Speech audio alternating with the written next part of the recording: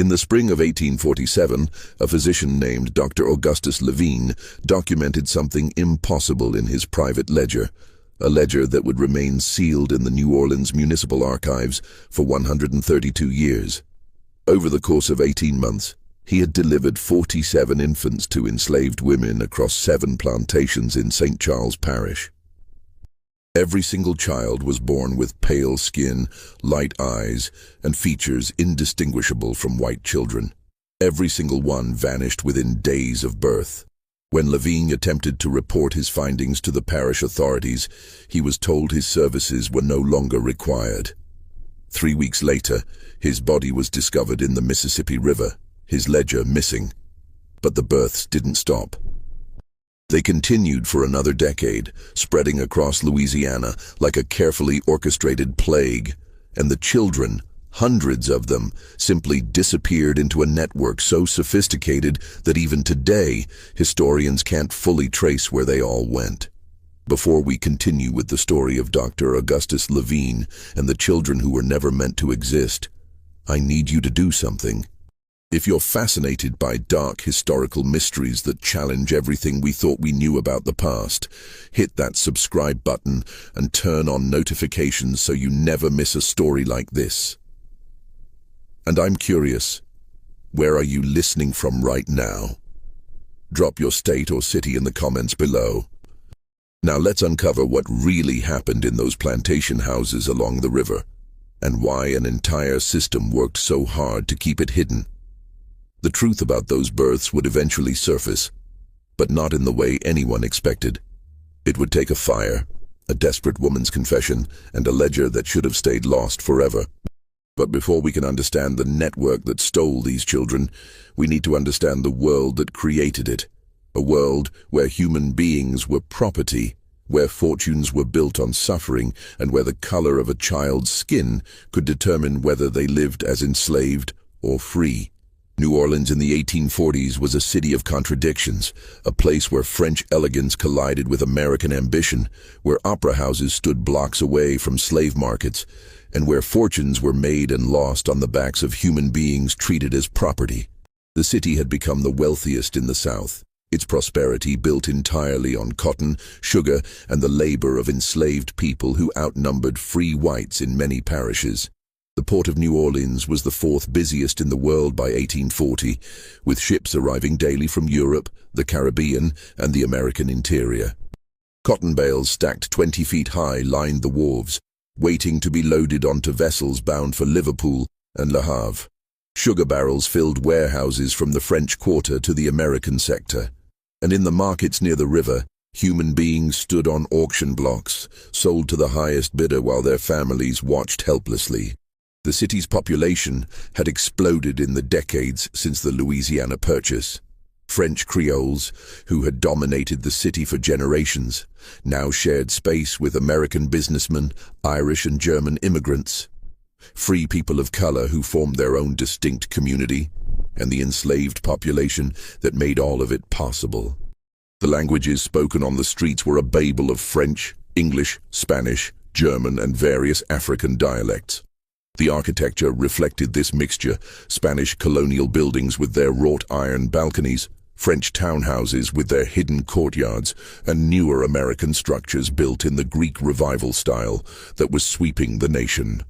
But beneath the surface glamour, New Orleans was a city built on a foundation of violence and exploitation. The Code Noir, originally established under French rule, had been modified but not eliminated under American governance. It regulated every aspect of enslaved people's lives: what they could wear, where they could go, whom they could marry, how they could be punished. The city had a reputation for being more lenient than other southern cities, allowing enslaved people to hire out their own time and sometimes purchase their freedom. But this reputation obscured the brutal reality that most enslaved people faced. St. Charles Parish, just upriver from the city, was home to some of the most profitable sugar plantations in Louisiana. The German coast, as it was known, had been producing sugar since the late 1700s, and by the 1840s, the plantation owners there had refined their operations into ruthlessly efficient machines.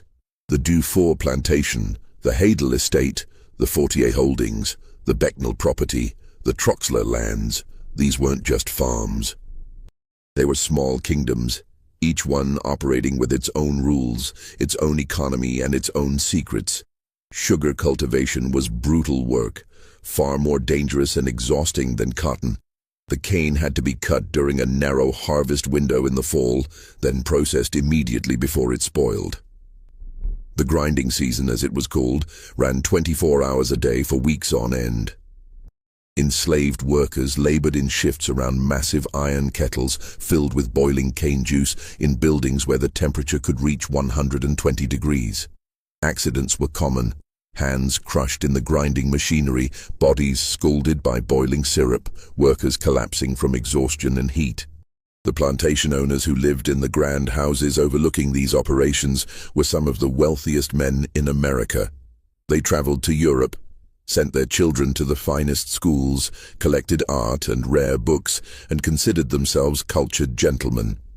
Many of them genuinely believed that slavery was a benevolent institution, that they were caring for people who couldn't care for themselves, that the system was ordained by God and nature. But they also knew, though they rarely acknowledged it openly, that their wealth depended on absolute control over the people they enslaved. Any crack in that control, any suggestion that enslaved people were fully human with the same rights and desires as white people, threatened the entire system. Dr. Augustus Levine had come to New Orleans from Mobile in 1844, a young physician with excellent credentials from medical school in Philadelphia. He was 29 years old, unmarried, and ambitious. He'd hoped to establish a practice among the wealthy Creole families in the French Quarter. But like many young doctors, he found that the established physicians had those families locked down tight. The old medical families, the Mercier, the Labattus, the Soulets, had been treating the Creole elite for generations, and they weren't about to let some newcomer from Alabama take their patients. So Levine did what many struggling doctors did. He took work where he could find it. Plantation medicine was unglamorous but steady. The wealthy planters needed doctors to keep their enslaved workforce healthy enough to labor, and they paid reasonably well for house calls. It wasn't the prestigious practice Levine had dreamed of, but it was a living. He began making regular rounds to 5 plantations in St. Charles Parish, treating everything from fevers to injuries to childbirths. He kept meticulous records, as he'd been taught in medical school. Every patient, every symptom, every treatment went into his ledger. His professors in Philadelphia had emphasized the importance of documentation. Medicine was becoming more scientific, more systematic, and good records were essential for understanding disease patterns and treatment outcomes. It was this habit, this compulsive documentation, that would eventually make him dangerous. Levine was not an abolitionist. He'd grown up in the South, and while he found slavery distasteful, he accepted it as an economic reality. He treated enslaved patients with the same professional care he gave to white patients, but he didn't question the system that made them patients in the first place. He was, in his own mind, simply a doctor doing his job. The enslaved community on these plantations lived in a world of constant surveillance and control. The quarters where they slept were arranged in neat rows, designed for maximum oversight. Each cabin housed multiple families with thin walls that offered no privacy. The overseer's house was positioned to overlook the quarters, and patrols walked through at night to ensure no one was moving about without permission. Their movements were restricted by a pass system. Any enslaved person found off the plantation without a written pass could be whipped or worse. Their relationships were monitored, their children often sold away before they reached adolescence. The women, in particular, lived under a specific kind of terror that the men did not face. The knowledge that their bodies were not their own, that they could be used by white men with absolute impunity, and that any children born from such violence would be enslaved from their first breath. This was not a secret. Everyone knew it happened.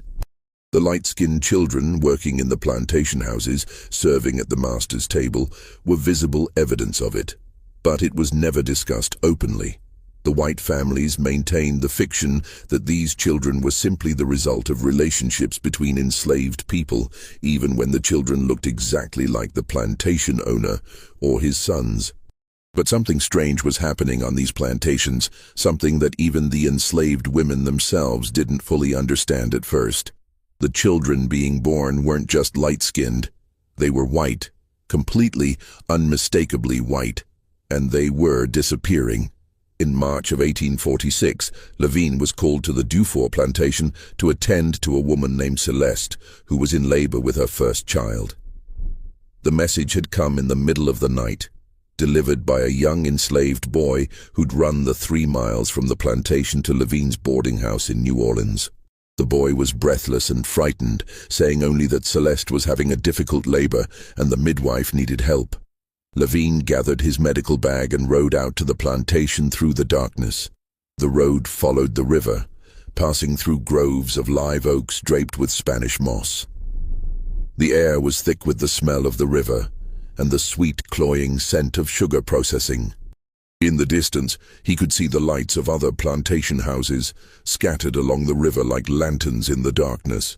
He arrived at the Dufour plantation just before dawn. The main house was dark, but lights burned in the quarters. An elderly enslaved woman named Ruth met him at the door of one of the cabins.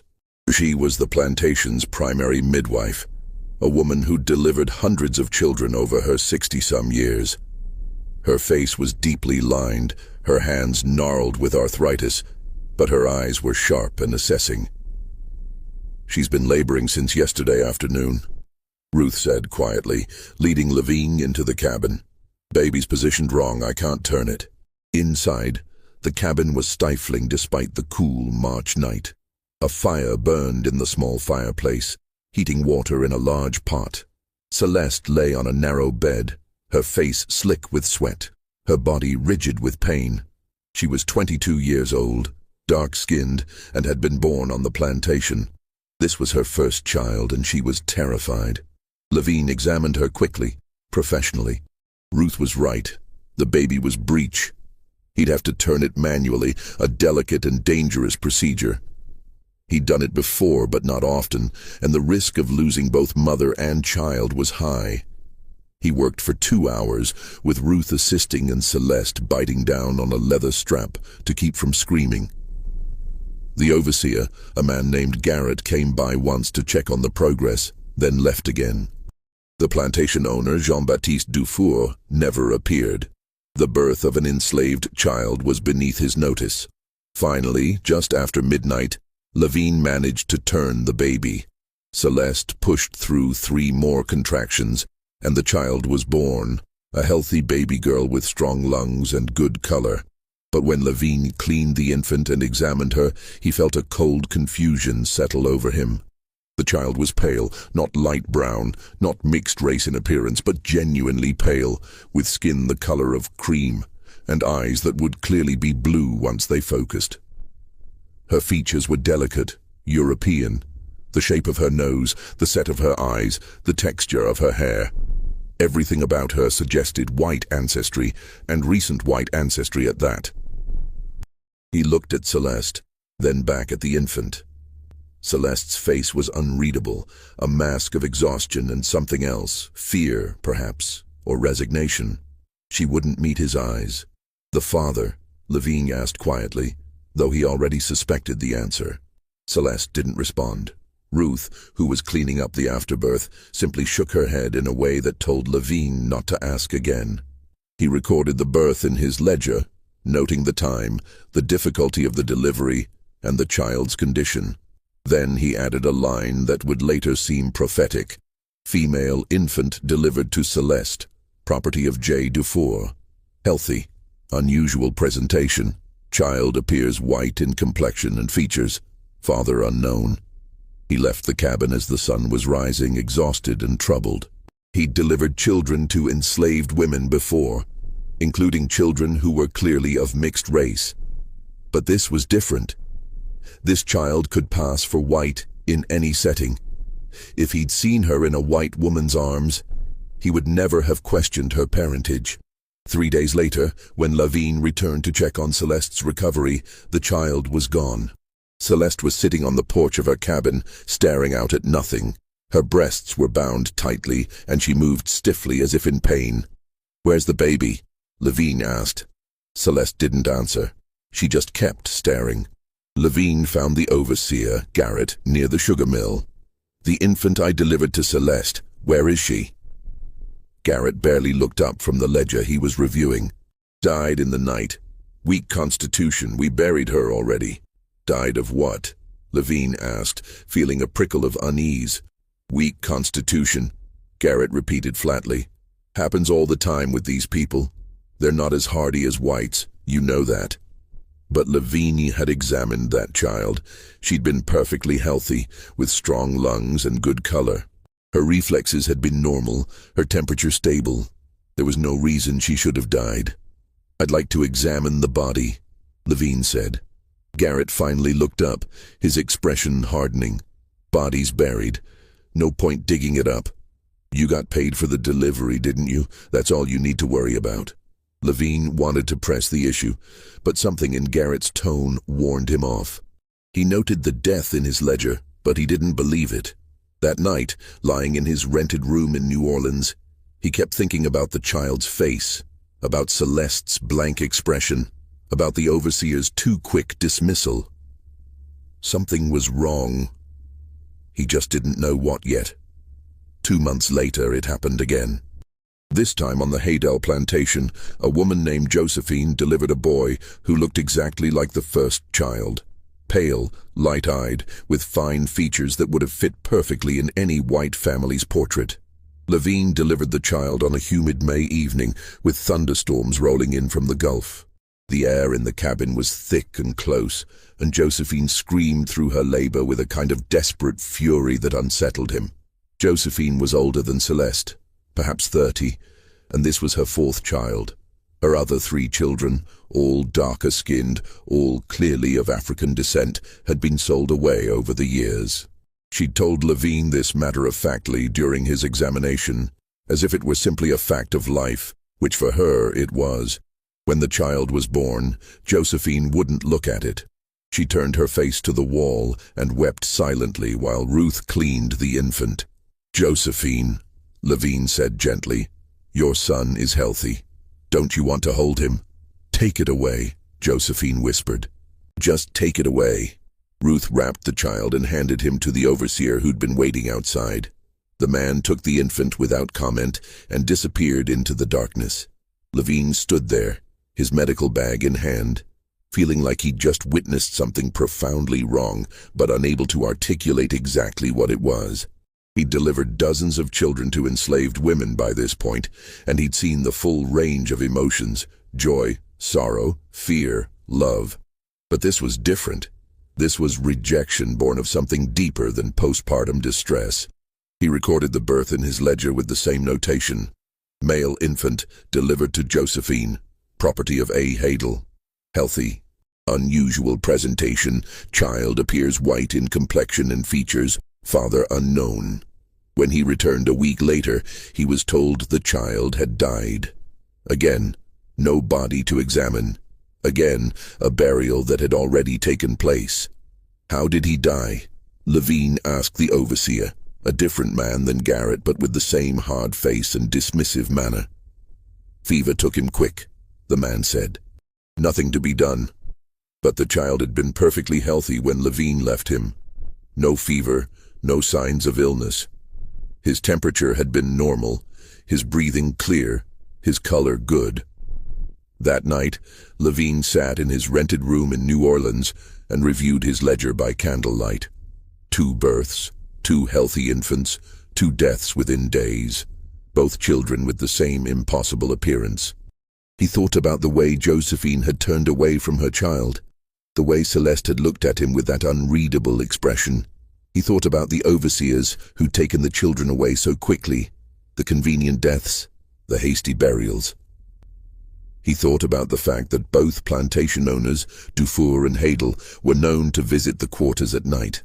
Everyone knew it, though no one spoke of it openly. It was one of those unacknowledged realities of plantation life. Something was very wrong. Over the next year, Levine delivered 12 more children with the same characteristics. 12 pale infants born to dark-skinned enslaved women. 12 children who vanished within days, all officially recorded as dead from various causes: fever, weak constitution, failure to thrive, respiratory distress. But Levine had been trained to recognize patterns, and this was a pattern that defied medical explanation. Infant mortality was high among enslaved populations, yes.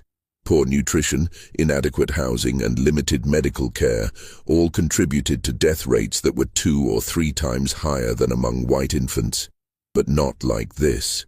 Not with this specific profile. Not with children who were born healthy and then died within days. Always without a body available for examination. And never with bodies that disappeared so quickly. Even in the heat of a Louisiana summer, there was usually time for a doctor to examine a deceased infant if he requested it. But these children were always buried before Levine could return. He began asking careful questions.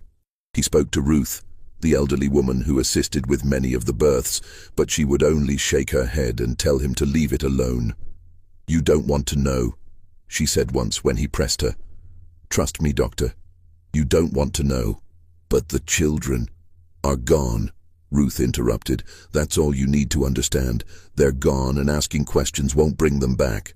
It'll only bring trouble to you." He tried to speak to the mothers, but they wouldn't meet his eyes.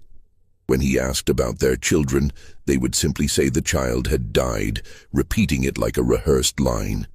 Their faces were blank, their voices flat. It was as if they'd been trained to give this response. The overseers grew increasingly hostile to his inquiries. One of them, a man named Dupré, who worked on the Fortier plantation, took Levine aside after he'd asked about a child who'd supposedly died. "Listen, doctor," Dupré said, his voice low and threatening. "You're here to deliver babies and treat the sick. That's all. You're not here to ask questions about what happens after. You understand me? I'm just concerned about the high mortality rate." "The mortality rate is none of your concern," Dupré interrupted. "These people have weak constitutions. Their babies die. That's just how it is. Now you can accept that and keep getting paid. Or you can keep asking questions and find yourself without work. Your choice." Levine stopped asking questions openly, but he kept documenting. Every birth, every description, every suspicious death went into his ledger. He began to notice other patterns too. The births always happened at night. The overseers were always present, waiting outside the cabin. The mothers were always alone afterward, no family members allowed to visit, no other enslaved people permitted to see the child. And the children were always taken away by the overseer, never left with the mother even for a few hours. In September of 1847, he delivered his 47th such child, a girl born to a woman named Marie on the Fortier plantation. The child was perhaps the palest yet, with hair that would clearly be blonde once it grew in, and eyes that were already showing hints of green. Marie was different from the other mothers. She was younger, perhaps 19, and she'd been born in Haiti, brought to Louisiana after the revolution there. She spoke French with a Caribbean accent, and she had a fierce intelligence in her eyes that hadn't been beaten down yet. She held her daughter for exactly 3 minutes, whispering something in French that Levine couldn't quite hear. Then she looked directly at him, tears streaming down her face. "Please," Marie said in English, her accent thick but her words clear. "Please write it down. Write down what you see. Someone needs to know. Someone needs to remember that she existed, that she was mine, that she was real." Levine felt something shift in his chest. "I will," he promised. "I've been writing it all down." Marie nodded, then handed her daughter to the overseer with a look of such profound grief that Levine had to turn away. That was the moment Levine decided he had to act. He couldn't prove what was happening to these children, but he could document it. He could create a record that couldn't be ignored. He could force someone in authority to investigate. He spent 3 days compiling his evidence: 47 births, 47 descriptions, 47 convenient deaths. He noted the dates, the plantations, the names of the overseers present, the names of the mothers. He wrote a careful letter explaining his concerns and requesting an investigation into what he termed irregularities in infant mortality rates among the enslaved population of St. Charles Parish, specifically regarding infants of unusually pale complexion. He was careful not to make accusations. He simply presented the facts as he'd observed them and asked for someone to look into the matter. He thought that if he approached it as a medical concern rather than a moral one, he might get a hearing. On October 3, 1847, he presented his findings to the parish magistrate, a man named Judge Beaumont, who had a reputation for fairness. Beaumont was a Creole gentleman in his 60s, educated in France, and known for his careful adherence to the law. If anyone would take this seriously, Levine thought, it would be him. Beaumont received him in his office in the parish courthouse, a Spanish colonial building with thick walls and high ceilings. The judge sat behind a massive mahogany desk, his face impassive as Levine explained his concerns. Then he handed over the copied pages from his ledger. Beaumont read through them in silence. The only sound was the ticking of a clock on the mantel and the rustle of paper. When he finished, he carefully stacked the pages, aligned their edges, and set them down on his desk. Then he looked at Levine with an expression that wasn't quite anger, but wasn't sympathy either. It was something closer to pity. "Dr. Levine," Beaumont said slowly, "I'm going to give you some advice. Go back to your practice. Deliver the babies you're called to deliver. Keep your records if you must, but do not pursue this matter further. But the children are property," Beaumont interrupted, his voice hardening. "What happens to them is the business of their owners, not yours, not mine, not the law's. Do you understand?" Levine felt something cold settle in his stomach. "Are you telling me that these infants aren't dying? That they're being taken somewhere?" Beaumont stood up, signaling the end of the meeting. "I'm telling you that there are systems in place that are far larger than you or me, and that interfering with those systems would be very dangerous for you. These plantations generate enormous wealth for this parish, for this state, for the entire South. The men who own them are powerful, and they don't take kindly to interference in their affairs. But if children are being enslaved, children are property," Beaumont repeated, his voice cold now. "They can be sold, traded, given away, or disposed of as their owners see fit. That is the law. If you don't like the law, I suggest you move to Massachusetts. But as long as you practice medicine in Louisiana, you will abide by Louisiana law. Do I make myself clear?" Lavinia stared at him, understanding finally dawning. Beaumont knew. He knew what was happening to the children, and he was part of it. Or at least, he was protecting the people who were doing it. "Perfectly clear," Levine said quietly. He left the courthouse with his copied pages, feeling sick.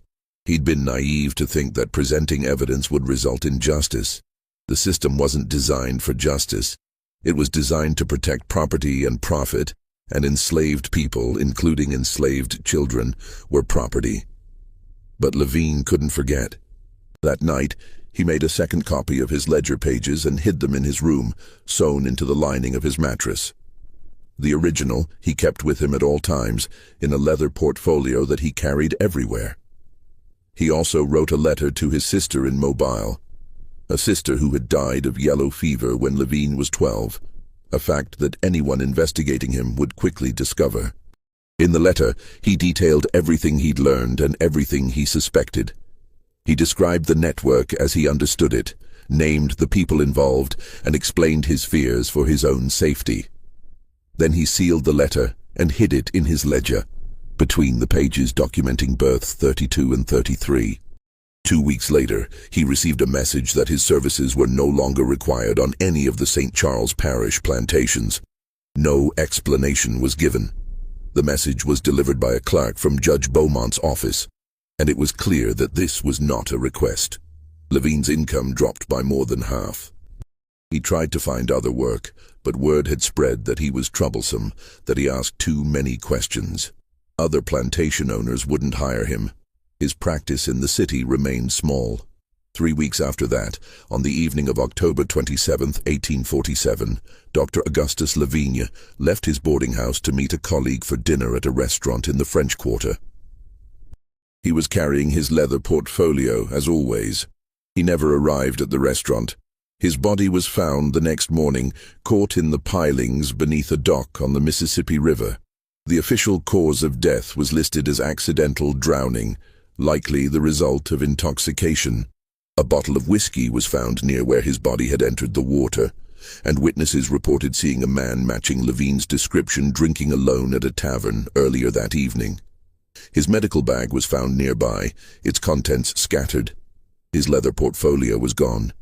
The landlady at his boarding house, when questioned by the police, said she'd seen 2 well-dressed men leaving his room the night he died. They'd told her they were colleagues of the doctor, collecting his belongings for his family.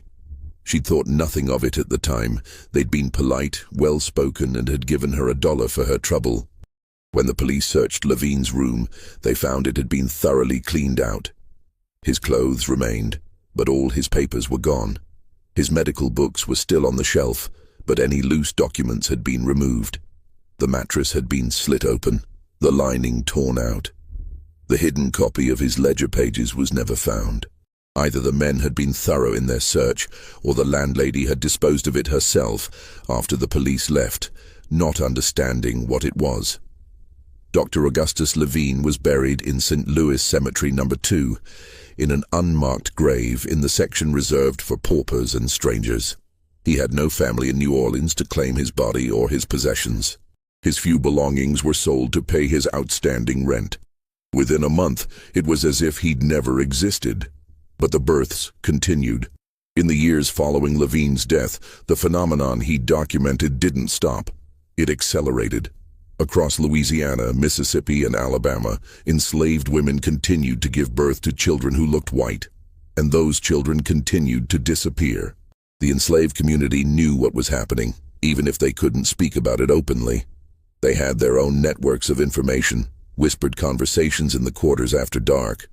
Warnings passed from plantation to plantation by enslaved people who were hired out or sent on errands. The women who'd given birth to these pale children carried a specific kind of grief, a loss that was different from having a child sold away to another plantation.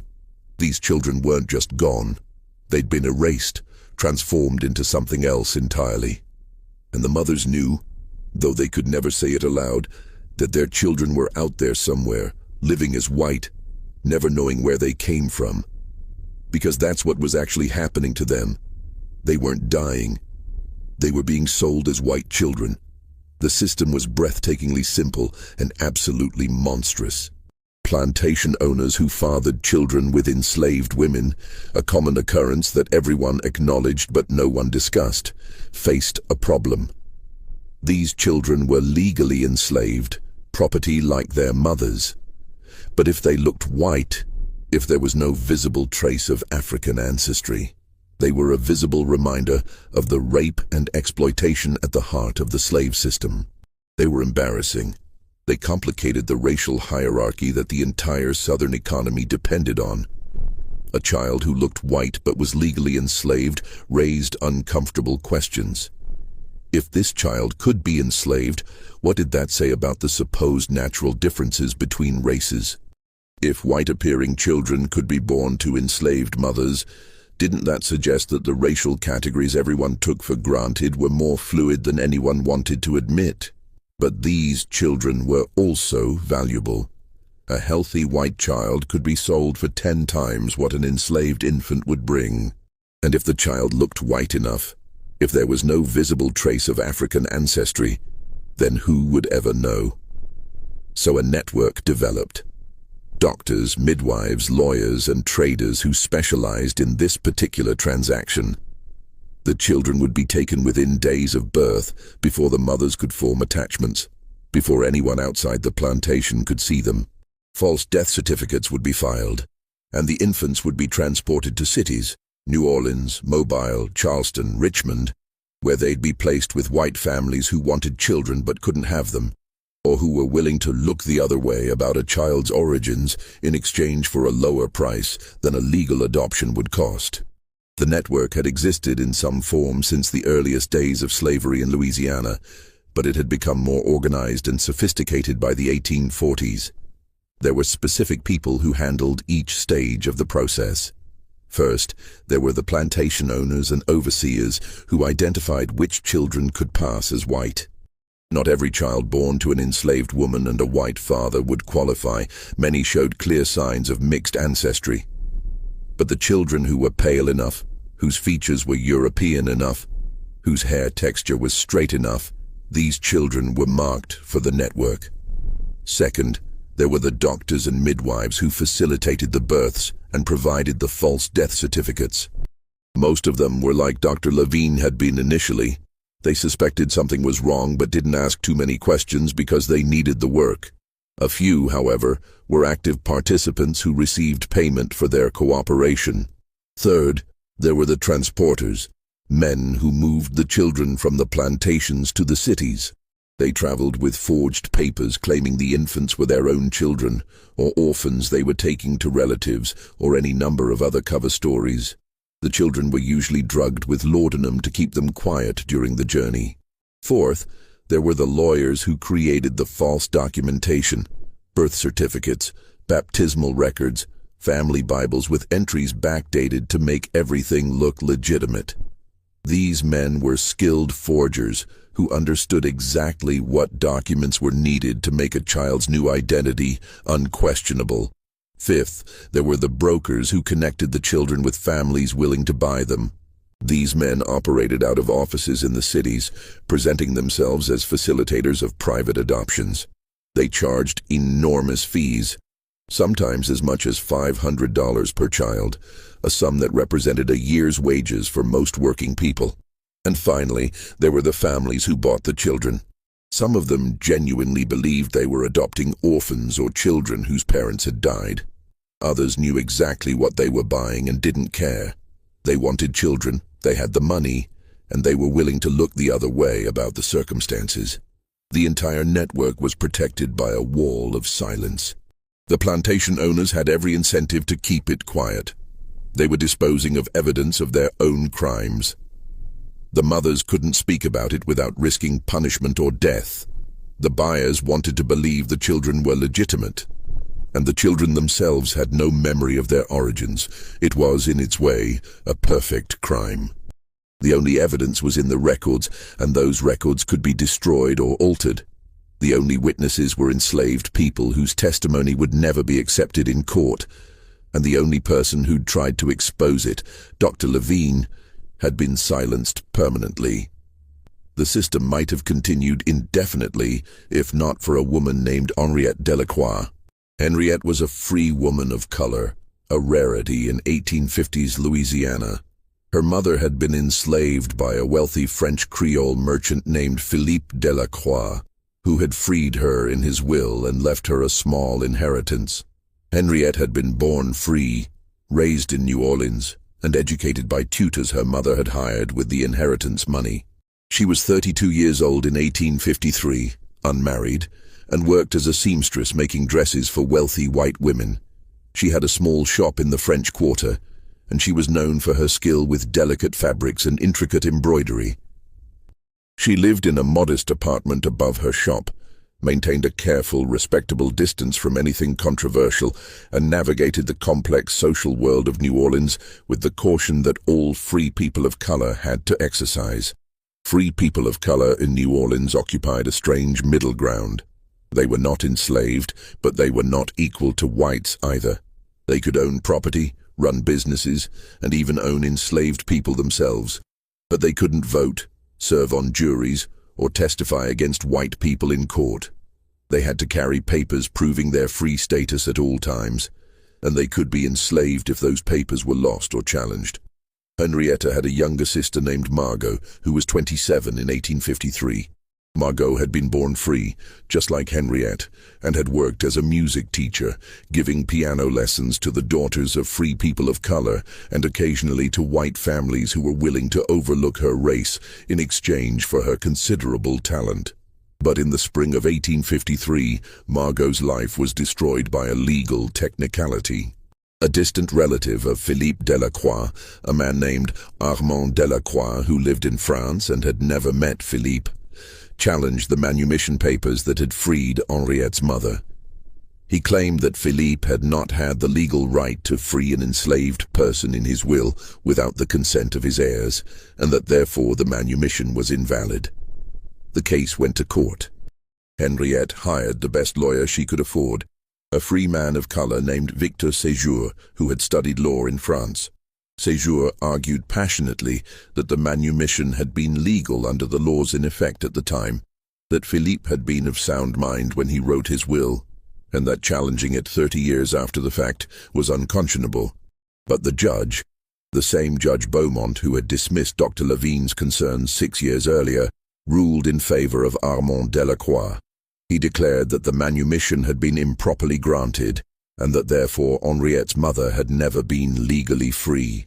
And if the mother had never been free, then her children, born to an enslaved woman, were also enslaved. Overnight, Margot went from being a free woman with a profession and a future to being property. Henriette, as the older daughter, should have been enslaved too, but Armand Delacroix's lawyer made a calculation. Enslaving one sister would be profitable. Enslaving both would create too much attention, too much sympathy, too much risk of public outcry. So they took Margot and left Henriette free, knowing that the threat of enslavement would keep her quiet. Margot was sold at auction 3 days after the judge's ruling. Henriette stood in the crowd and watched as her sister was put on the block, examined like livestock, and sold to a plantation owner from St. Charles Parish for $800. The buyer was a man named Claude Fortier, owner of one of the largest sugar plantations on the German coast. Henriette fought the ruling through every legal channel available to her, but the law was clear. Enslaved people had no rights that white people were bound to respect, and the technicality was enough to make Margot's enslavement legal. Séjour tried everything: appeals, petitions, even attempting to raise money to purchase Margot's freedom, but Fortier refused to sell. He'd paid good money for her, and he intended to get his value from her labor. In the fall of 1854, Henriette received word through the enslaved community's network that Margot was pregnant. The father, according to the whispers, was Claude Fortier himself. Henriette felt sick with rage and helplessness. Her sister, who had been free, who had been educated, who had had a future, was now being used by the man who'd bought her. In January of 1855, Margot gave birth to a daughter.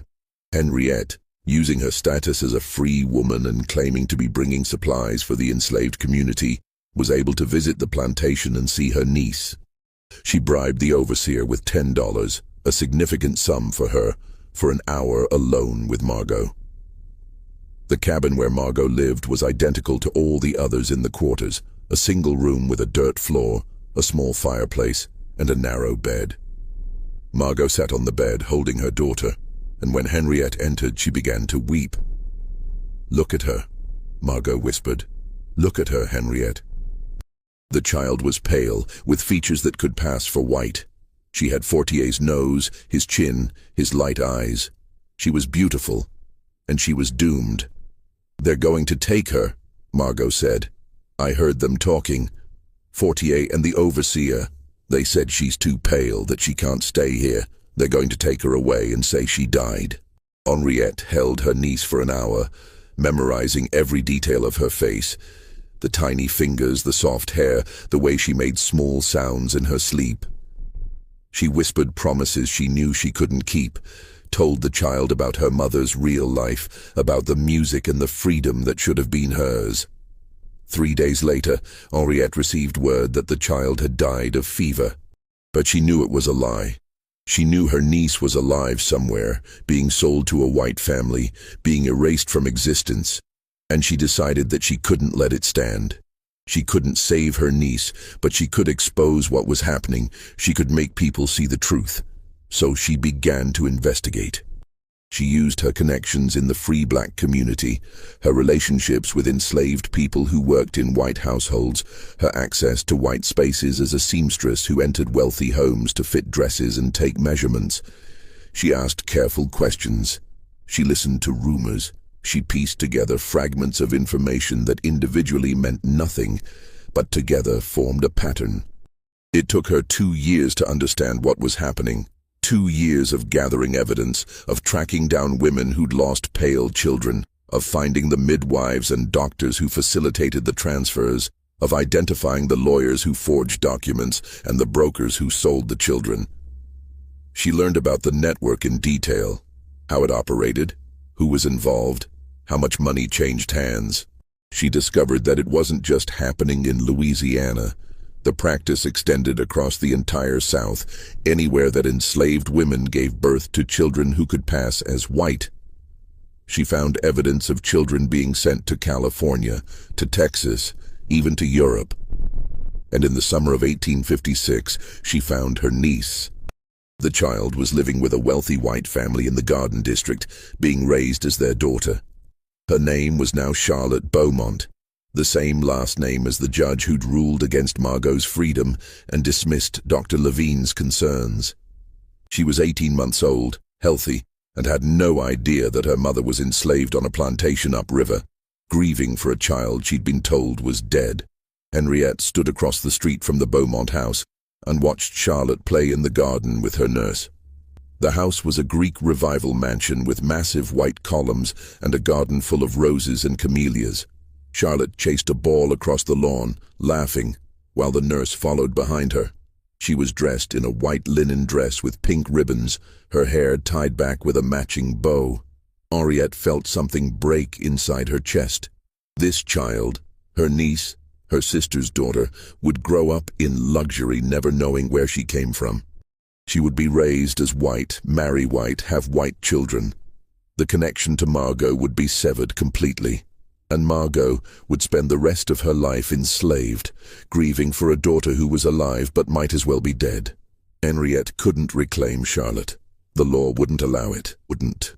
Even if she could prove the child's origins, and she had no legal proof, only the word of enslaved people whose testimony wouldn't be accepted in court, it would only result in Charlotte being re-enslaved, not returned to Margot. The system was designed to prevent exactly this kind of revelation, but Henriette could expose it. She could make people see what was happening. She could create a record that couldn't be ignored. She began documenting everything she'd learned. She wrote down names, dates, locations. She tracked down other children who'd been sold into white families. She found 12 in New Orleans alone, and she suspected there were dozens more across the South. She interviewed mothers who'd lost children, recording their stories in careful detail. She spoke to midwives who'd been pressured to provide false death certificates. She found a doctor who'd been part of the network but had grown disgusted with it and was willing to talk, as long as his name wasn't used. She compiled a dossier that was damning in its detail. It named plantation owners, lawyers, brokers, and families who'd bought children. It described the process from beginning to end. It estimated that hundreds of children had been stolen and sold as white over the past 2 decades. In March of 1857, she took her evidence to a newspaper editor named Thomas Whitfield, who ran a small abolitionist paper called The Liberator's Voice that operated on the edge of legality. Whitfield was a white man from Pennsylvania who'd moved to New Orleans in 1855, driven by a genuine commitment to ending slavery.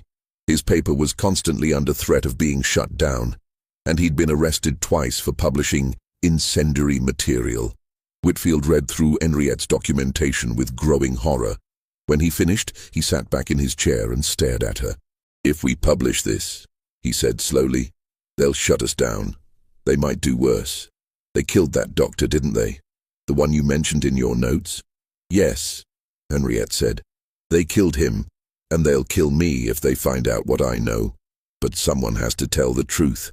These children deserve to have their stories told. Their mothers deserve to be acknowledged." Whitfield was quiet for a long moment. Then he nodded. "Give me 2 weeks to verify what I can.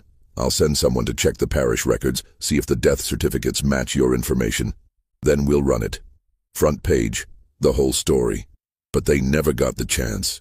Just when we thought we'd seen it all, the horror in New Orleans intensifies. If this story is giving you chills, share this video with a friend who loves dark mysteries, hit that like button to support our content, and don't forget to subscribe to never miss stories like this. Let's discover together what happens next. On March 15th, 1857, 6 days before Whitfield's paper was scheduled to publish Henrietta's exposé, a fire broke out in the building that housed his printing press. The fire started at 2 in the morning, when no one should have been in the building, and it burned hot and fast, with an intensity that suggested accelerants had been used. By the time the volunteer fire brigade arrived, the entire structure was engulfed. The building was in the American sector, near the docks, in an area of warehouses and workshops. The fire spread to 2 adjacent buildings before it could be contained, destroying a cooperage and a tobacco warehouse in addition to the printing press. Thomas Whitfield's body was found in the ruins the next morning. He'd apparently returned to the office late at night. Neighbors reported seeing a light in the windows around midnight and been trapped when the fire started. His body was so badly burned that he could only be identified by the watch he'd been wearing, a distinctive silver piece that his wife recognized. The official investigation concluded that a lamp had been knocked over, igniting the paper and chemicals used in the printing process. It was ruled an accidental death, and the case was closed within a week. All of Whitfield's files were destroyed, including everything Henriette had given him. Henriette herself disappeared 3 days after the fire. Her shop was found locked, her apartment empty. Her clothes were still in the wardrobe, her dishes still in the cupboard. But she was gone. The money she kept hidden in a tin under her floorboards, nearly $200, her life savings, was gone too. Some people said she'd fled north, terrified that whoever killed Whitfield would come for her next. Others whispered that she'd met the same fate as Dr. Lavigne, her body dumped in the river where it would never be found.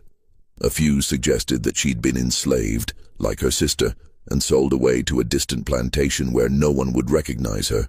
The truth was more complicated. Henriette had been warned. The morning after the fire, she'd found a note slipped under her door. It was written on expensive paper in an educated hand, and it contained no threats, no explanations, just 4 words: "Leave now or die." She'd taken the warning seriously. She'd packed a small bag with clothes, money, and a second copy of her documentation. She'd learned from Dr. Lavigne's mistake and made copies of everything. She'd walked out of New Orleans that same day, leaving everything else behind. She'd made her way north through a network of abolitionists and free black communities, moving from safe house to safe house, never staying anywhere long enough to be traced. She'd traveled by riverboat to Memphis, then overland to Louisville, then by train to Cincinnati. From there, she'd continued north to Cleveland, then east to Philadelphia. By the summer of 1857, Henriette had made it to Philadelphia, where she was using a different name, Henriette Dubois, and trying to build a new life in a city where no one knew her history. She found work as a seamstress again, though she had to start over, building a new clientele from nothing. But she couldn't let go of what she'd learned. She couldn't forget Charlotte, or Margot, or the dozens of other children who'd been stolen and transformed.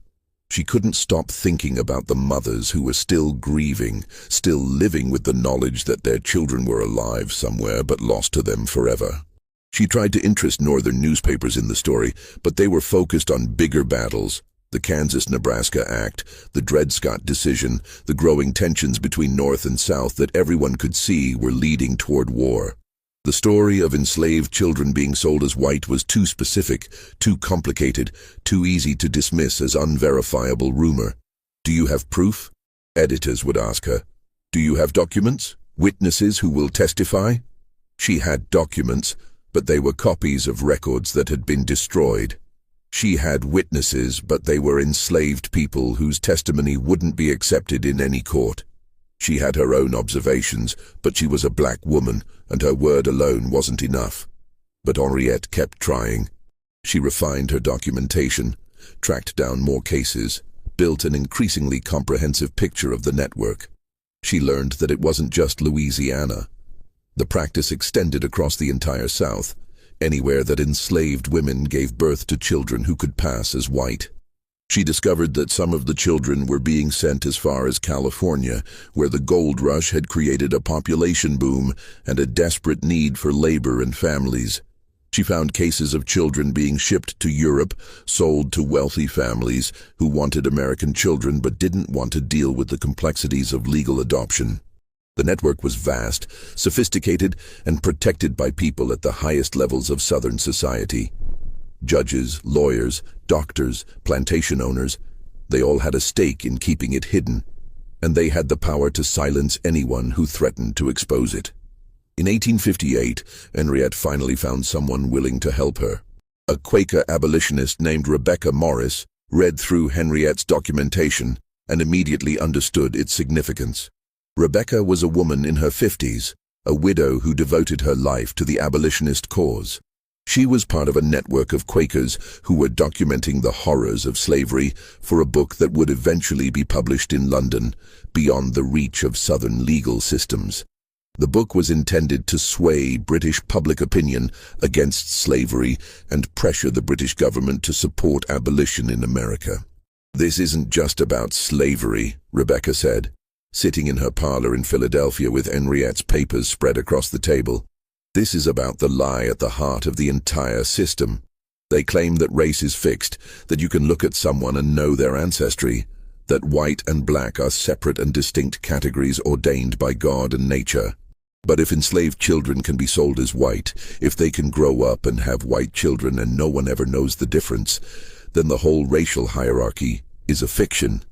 "Exactly," Henriette said. "That's why they'll kill to keep it secret. Because if people understand that race isn't fixed, that it's something that can be changed or hidden or manipulated, then the entire justification for slavery falls apart." Rebecca was part of a network of abolitionists who were documenting the horrors of slavery for a book that would eventually be published in London. She convinced Henriette to let her include the story in that documentation. They worked together for months, refining the narrative, verifying what details they could, and preparing the manuscript. Rebecca had connections to British publishers who were sympathetic to the abolitionist cause, and she was confident that the book would be published and widely distributed. But even as they worked on the manuscript, the network was adapting. Word had spread about Henriette's investigation, about the near miss with Whitfield's newspaper, about the documentation that had nearly been published. The people running the operation became more careful. They moved the children farther away, destroyed records more thoroughly, and eliminated anyone who asked too many questions. In St.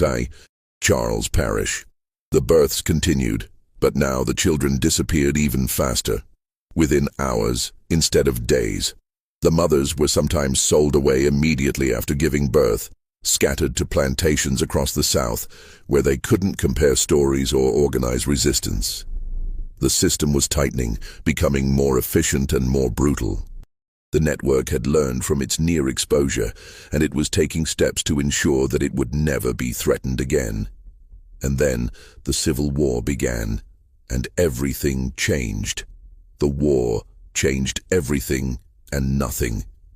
The network of child trafficking continued, even as armies marched across the South, even as plantations burned and enslaved people fled to Union lines. In some ways, the chaos made it easier. Records were destroyed in the fighting, families were displaced, and in the confusion, a pale child could be moved from one place to another with even less scrutiny than before. But the war also created new problems for the network. Union forces occupying Louisiana began investigating reports of irregularities in plantation records.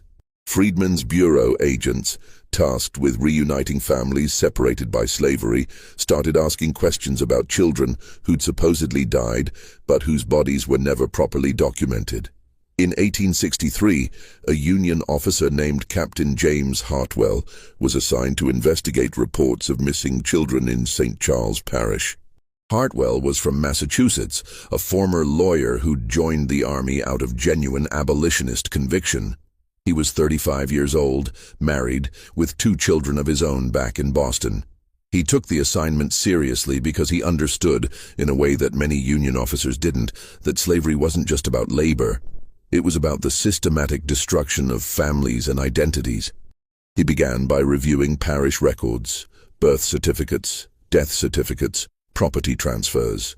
He spent weeks in the courthouse in Hanville, going through dusty ledgers and boxes of documents. He noticed the same pattern that Dr. Levine had documented 16 years earlier. An unusually high number of infant deaths among enslaved populations, with almost no bodies available for examination and no clear causes of death. The death certificates were suspiciously uniform. Fever was the most common cause listed, followed by weak constitution and failure to thrive. But there were no details, no descriptions of symptoms, no records of treatment attempted.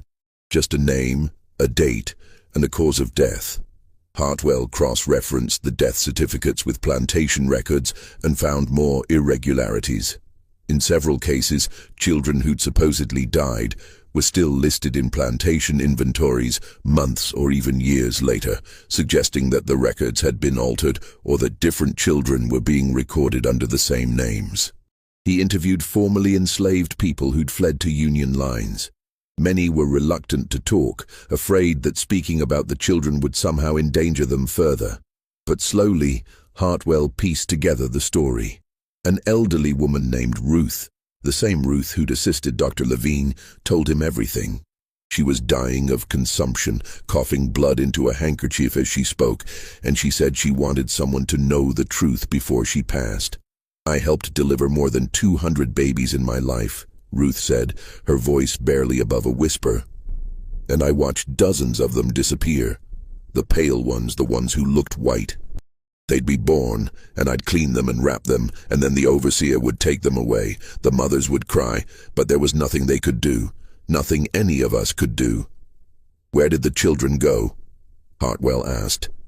"I don't know for certain," Ruth said, "but I heard things. The overseers would talk sometimes when they thought we couldn't hear. They'd talk about families in the city who wanted children, about lawyers who could make papers, about how much money each child was worth. Hundreds of dollars sometimes, more than I'd ever seen in my life. Do you remember any names? Any specific people involved?" Ruth named names. Plantation owners, overseers, a doctor who'd replaced Levine after he died, a lawyer in New Orleans who specialized in private adoptions. She provided dates, described the process as she understood it, and told Hartwell about the mothers who were still alive, still grieving for babies they'd been told were dead. "They took hundreds of children," Ruth told Hartwell. "Hundreds. And those children are out there somewhere, living as white, never knowing where they came from.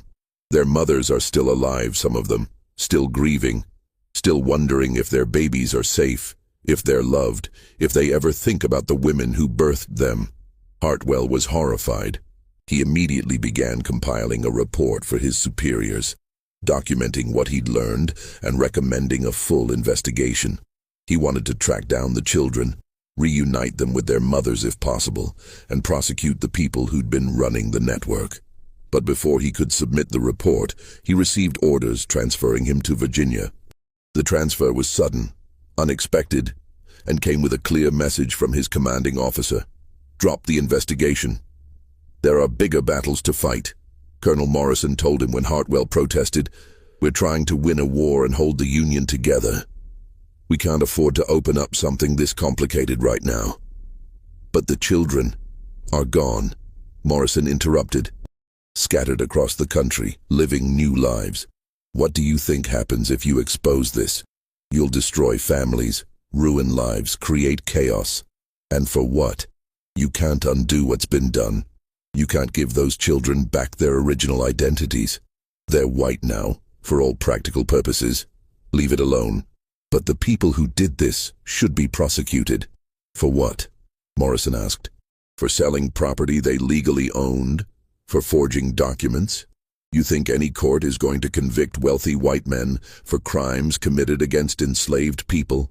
Even if we win this war, even if we abolish slavery, you think anyone is going to care about what happened to a few hundred children?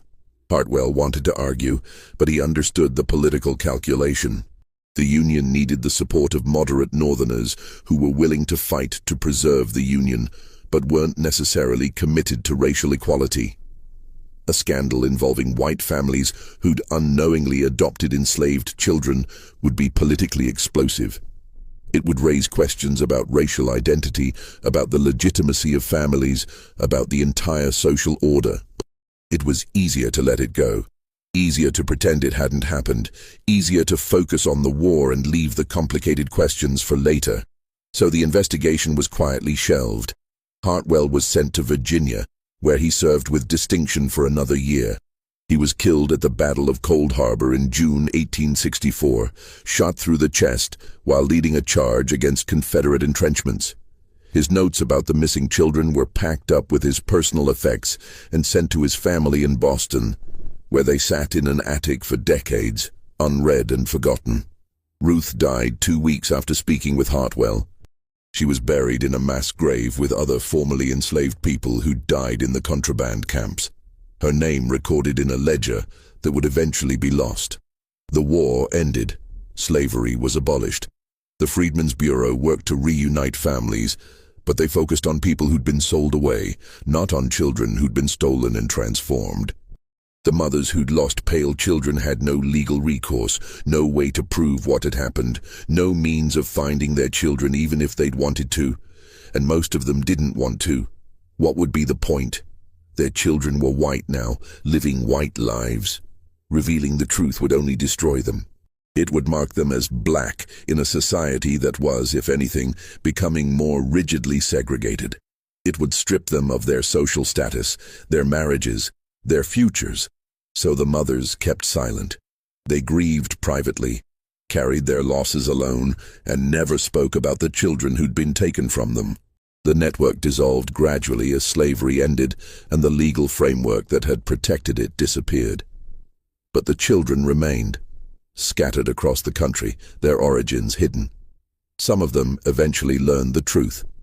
A deathbed confession from an adoptive parent, a discovered letter, a chance encounter with someone who knew the story. But most never knew. They lived and died believing they were white, and their children and grandchildren never had any reason to question it. Margot, Henriette's sister, was freed when the war ended. She stayed on the Fortier plantation as a paid laborer for a few years, having nowhere else to go and no family to return to. Henriette had sent letters trying to find her, but they never connected. The mail system in the South was chaotic in the years after the war, and letters often went astray. In 1870, Margot died of pneumonia. She was 44 years old. She'd never remarried, never had other children, and she'd spent the last 15 years of her life grieving for the daughter who'd been taken from her. She was buried in a small cemetery near the plantation, her grave marked with a simple wooden cross that rotted away within a few years. She never learned that her daughter had lived, that Charlotte had grown up in a wealthy white family just a few miles away in New Orleans, that she'd been raised with every advantage, educated at the finest schools, and introduced to society as the daughter of Judge Beaumont. Charlotte Beaumont, the same Charlotte that Henriette had found in the Garden District 20 years earlier, died in childbirth in New Orleans in 1879. She was 25 years old, married to a wealthy merchant named Edward Clark, and had never known that her mother was an enslaved woman named Margot, who died on a plantation in 1870, still grieving for the daughter she'd held for 3 hours. Charlotte's death was mourned by New Orleans society. She was buried in a prominent tomb in Metairie Cemetery, with a marble angel marking her grave. Her obituary in the Times-Picayune described her as a beloved daughter of one of our city's most distinguished families, taken from us too soon. Charlotte's children, 2 daughters, ages 3 and 5, grew up white, married white, had white children of their own. The secret died with the generation that had created it. Or so everyone thought. Henriette Delacroix lived until 1889, dying in Philadelphia at the age of 68. She'd never stopped documenting cases of stolen children, even though she knew her work would likely never result in justice.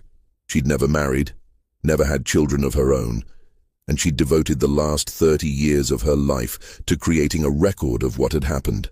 Her papers, discovered after her death by the Quaker community that had supported her, contained records of over 300 cases across 7 southern states. She documented births, disappearances, and the fates of children she'd been able to track down.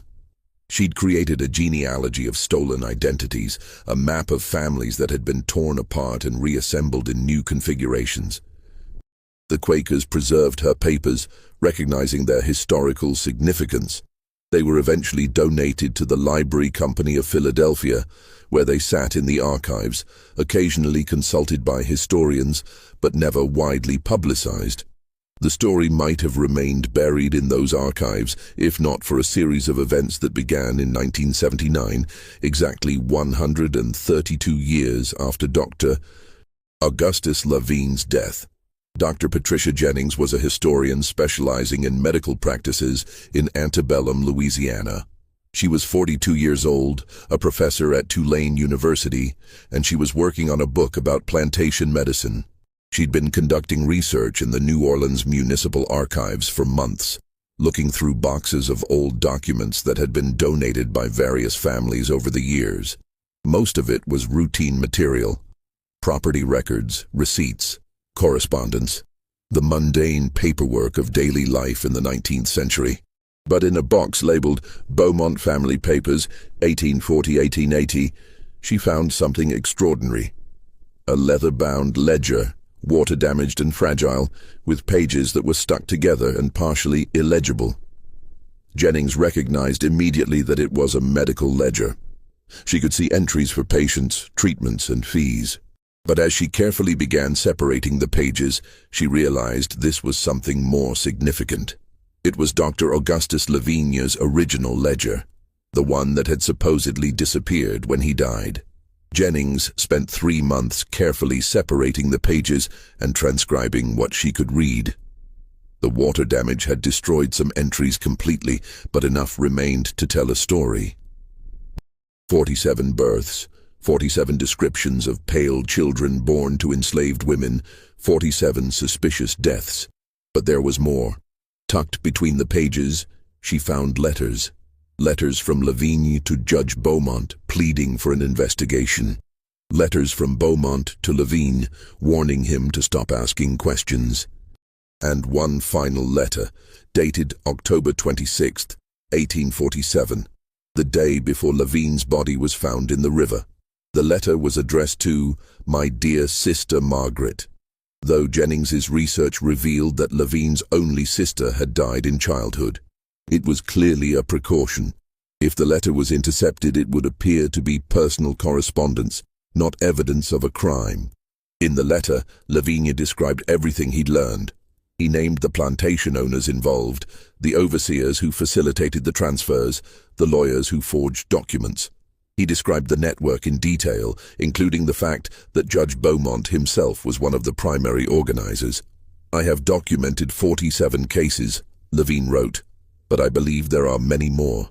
This is not an isolated practice, but a systematic operation involving some of the wealthiest and most powerful men in Louisiana. They are stealing children from their mothers and selling them as white, erasing their identities and their histories for profit." He went on to describe his plan. He was going to take his evidence to a newspaper in New York, beyond the reach of Louisiana law. He was leaving New Orleans the next day, traveling by steamboat to Memphis and then overland to New York. He'd already made arrangements with an editor at the New York Tribune who'd agreed to publish his findings. "If you're reading this," the letter concluded, "it means they've killed me, but at least the truth will survive. These children deserve to have their stories told. Their mothers deserve to be acknowledged, and the men who did this deserve to be exposed, even if they're never punished." Jennings sat in the archives reading room, holding the fragile letter, and felt chills run down her spine. This wasn't just a historical curiosity. This was evidence of a massive crime, a systematic operation that had stolen hundreds of children and erased their identities. She immediately began researching further. She found records of Levine's death, the cursory investigation, the quick burial. She found references to Judge Beaumont's career, his wealth, his prominence in New Orleans society. She found property records showing that Beaumont had owned a house in the Garden District, the same house where Henriette had seen Charlotte playing in the garden. And she found adoption records, or rather, she found the absence of adoption records. In the 1850s, Louisiana had no formal adoption laws. Children were transferred from one family to another through private arrangements with minimal documentation. It was the perfect system for hiding the origins of stolen children. Jennings published her findings in an academic journal in 1981. The article, titled "The Hidden Traffic, Child Theft and Racial Passing in Antebellum, Louisiana," caused a minor sensation in historical circles. It was picked up by a few newspapers, discussed at academic conferences, and cited in other scholars' work. But it didn't reach a wider audience. The families named in Levine's ledger were long gone. The plantations had been sold and resold, and most people dismissed it as a tragic but isolated incident, a dark chapter in history that was safely in the past. But Jennings kept digging. She traveled to Philadelphia and found Henriette Delacroix's papers in the Library Company archives. She tracked down Captain Hartwell's notes in his family's papers in Boston. She interviewed descendants of enslaved people from St. Charles Parish, some of whom still remembered stories about the pale children who disappeared, and she began trying to find the children, or rather their descendants, there. Using genealogical records, DNA testing, and painstaking historical research, Jennings identified 17 families in Louisiana, Mississippi, and Alabama who were descended from children who'd been sold as white. Some of the families were shocked by the revelation.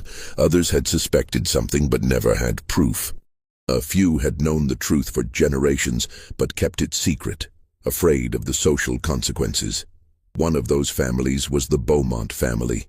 Judge Beaumont's great-great-granddaughter, a woman named Elizabeth Beaumont Clark, agreed to speak with Jennings in 1985. Elizabeth was 62 years old, a retired schoolteacher living in Baton Rouge. She was white-appearing, with pale skin and light brown hair, and she'd grown up believing she was entirely of European descent. But her grandmother had told her a different story. "My grandmother told me when I was 16, Elizabeth said, sitting in her living room with Jennings. "She said that our family had a secret and that I needed to know it before she died.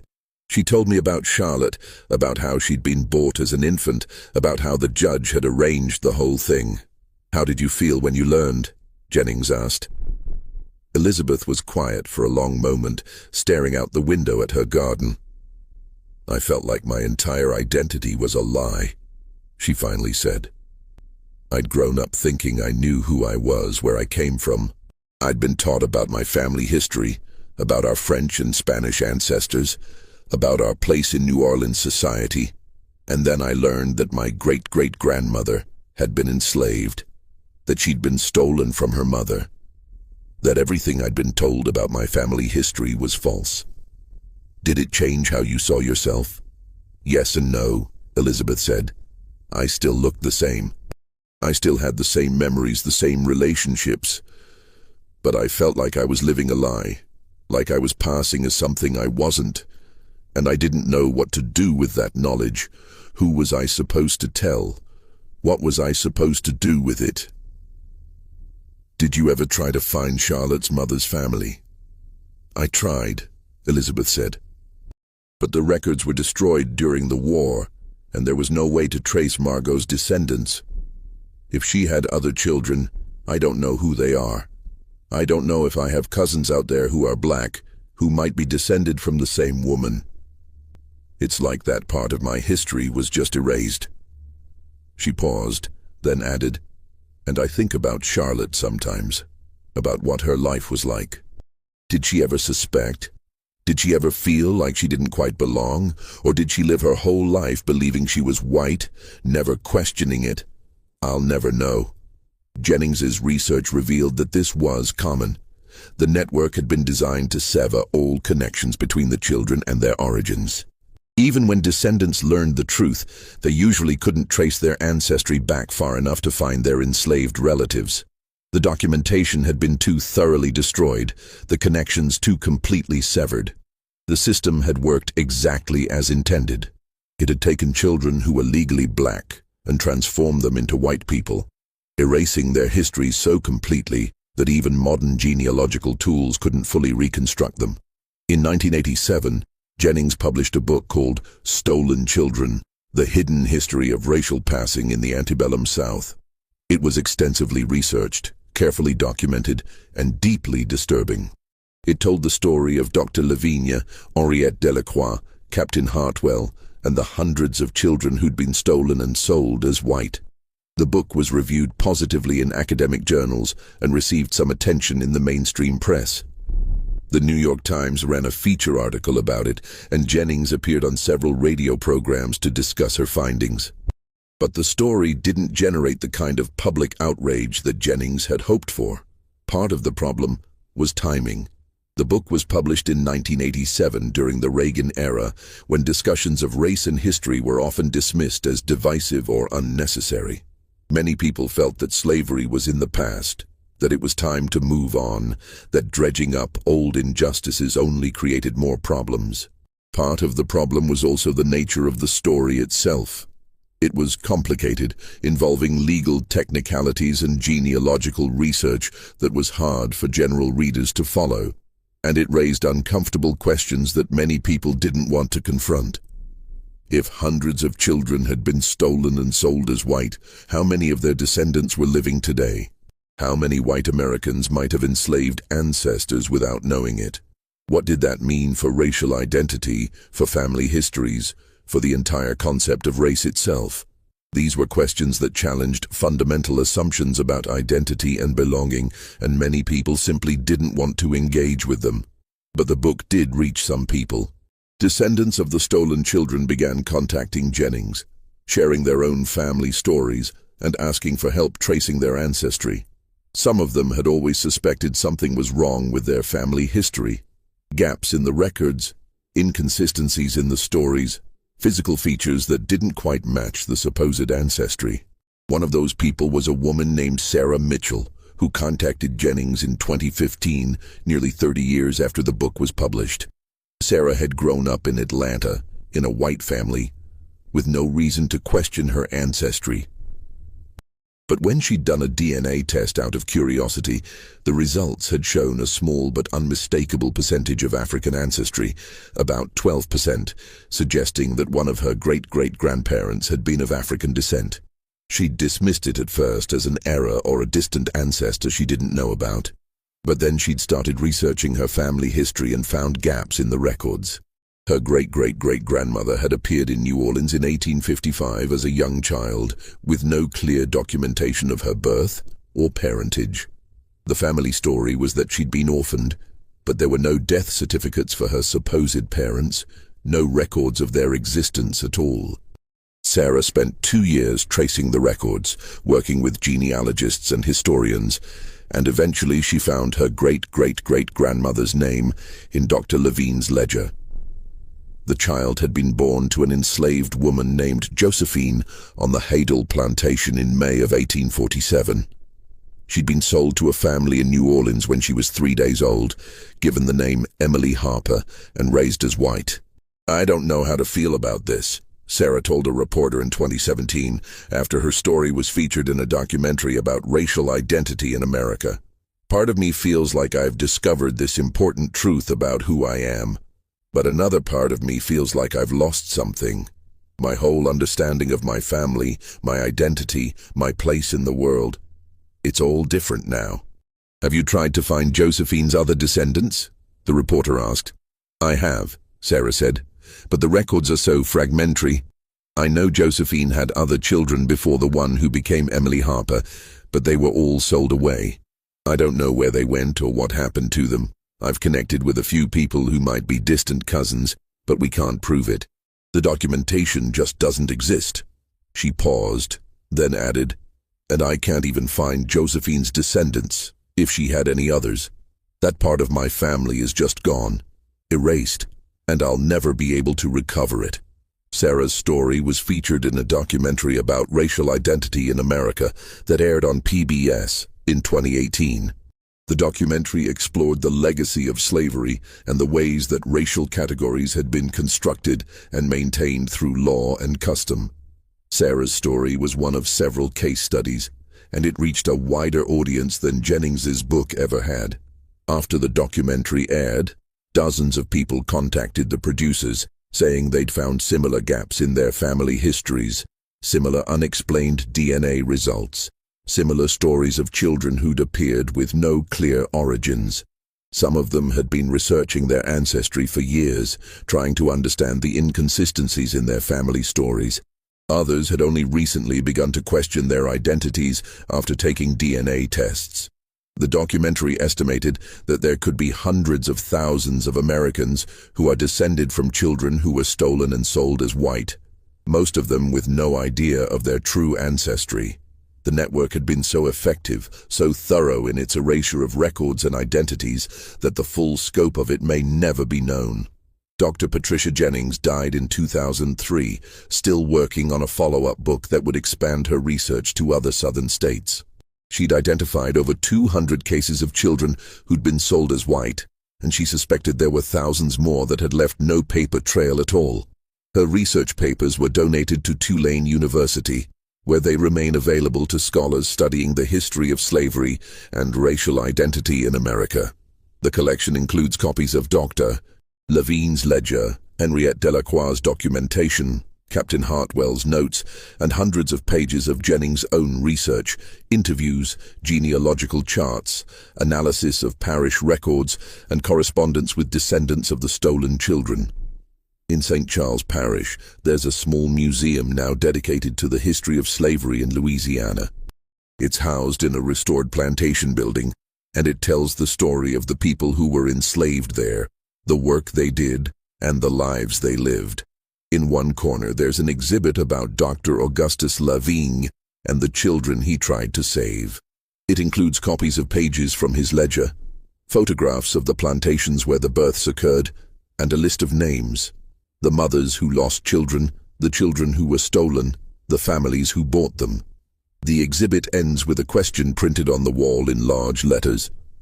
How many more stories like this are hidden in our history? How many more children were erased? How many more families were destroyed by a system that treated human beings as property? There's no answer provided, just the question, hanging in the air, waiting for visitors to grapple with.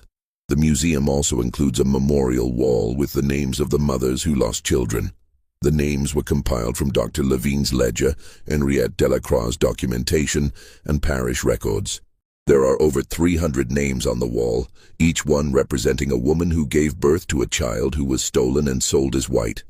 Celeste, Josephine, Marie, Margot, Ruth, and hundreds of others whose names have been lost to history. Visitors to the museum often stand in front of the wall for a long time, reading the names, trying to imagine the lives behind them. Some people cry. Some people take photographs. Some people just stand in silence, bearing witness to a crime that was never prosecuted, a grief that was never acknowledged. The story of the Pale Children of New Orleans is a reminder that history isn't just about the past. It's about the present, about the ways that old crimes continue to shape our world in ways we can't always see. It's about the identities that were stolen, the families that were destroyed, and the truth that was buried so deep that even now we're still digging it up. The network that stole those children was a product of slavery, but its effects rippled forward through generations, creating a hidden web of ancestry that even modern DNA testing can't fully untangle.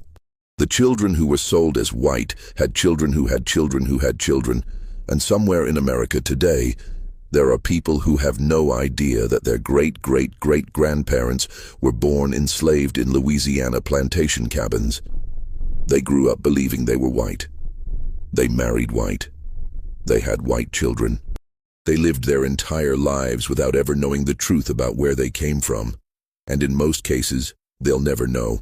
The documentation has been destroyed, the connections severed, the truth buried too deep to recover. But the truth exists, even when we can't see it. The mothers existed, the children existed, the grief existed, and the crime existed, even though no one was ever punished for it. This mystery shows us that the cruelest aspects of slavery weren't always the most visible ones. Sometimes the cruelty was in the erasure, in the systematic destruction of identity and family, in the creation of a lie so complete that it became indistinguishable from truth. The children who were stolen didn't just lose their freedom. They lost their histories, their identities, their connections to the people who loved them. They were transformed into something they weren't, and they never even knew it had happened. And their mothers lived with that knowledge for the rest of their lives. They knew their children were alive somewhere, living as white, never knowing where they came from. They knew they would never see them again, never hold them, never tell them the truth. They carried that grief silently, because speaking about it would only bring punishment.